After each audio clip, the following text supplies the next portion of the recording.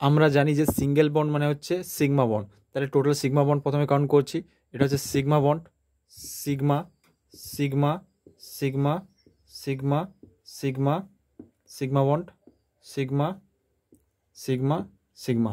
এখানে single bond আছে, তাহলে এটাও সিগমা বন্ড, সিগমা সিগমা, এটাও সিগমা বন্ড। এখানে একটা ডাবল বন্ড আছে, তাহলে ডাবল বন্ড থাকলে একটা সিগমা এবং একটা পাই বন্ড হচ্ছে, আর এখানে একটা সিগমা বন্ড। তাহলে টোটাল সিগমা বন্ড কাউন্ট করব। টোটাল সিগমা বন্ড কত? 1 2 3 4 5 6 7 8 9 10 11 12। তাহলে 12 সিগমা, সরি 12 13 14 15 16 17 18।